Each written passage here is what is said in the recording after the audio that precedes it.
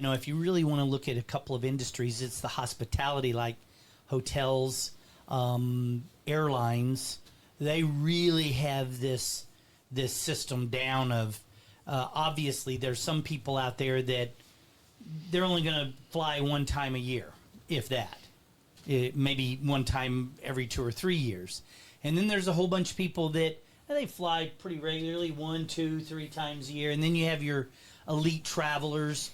And if you really want to look at some industries that have those down, is like the airlines, about the different levels of frequent flyer miles. And, absolutely. And those types of things, and the way that they cater to different groups, and the way they try to entice, the ones at the bottom. We're going to give you some benefits here for a short period of time. We want you to see how great they are. Maybe you'll fly with our airline more, and I see a lot of people, that, the older you get, the more you're around people that travel quite a bit.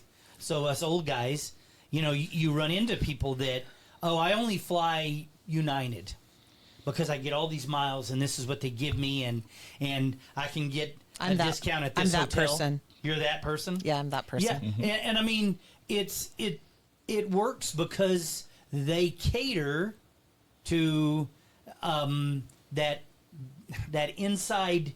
I don't know if it's your you feel like you're VIP with them. Yeah, I've got the United mileage credit card. Yeah. I get to go to the United Club at the airport. I get free upgrades to first class.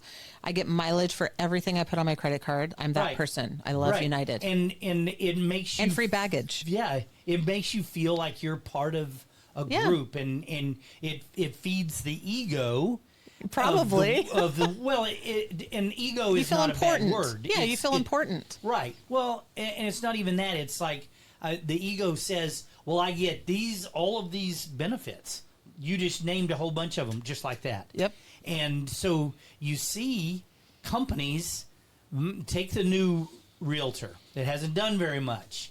Well, as it's one of our jobs to kind of say, look, I'm going to offer you the gold leaf service here.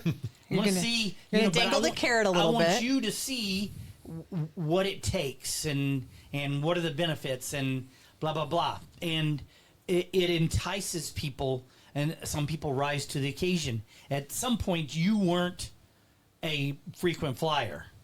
Right. At some point, they teased you into, we'll link your credit card to these miles and this and that. Yeah. And all of a sudden, they ushered you through. Yes. And I think that's some of the things I'm that hooked. You're hooked.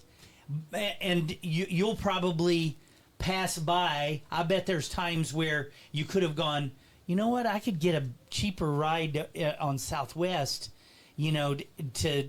to wherever I'm going, but I get more miles on United, and it starts stacking up, and even though I have to do this, I get upgraded to first class. So to hell with, I'll just take a little bit more time today to fly instead of it's like, would you go Frontier or would you go United? Like, there's no comparison, right?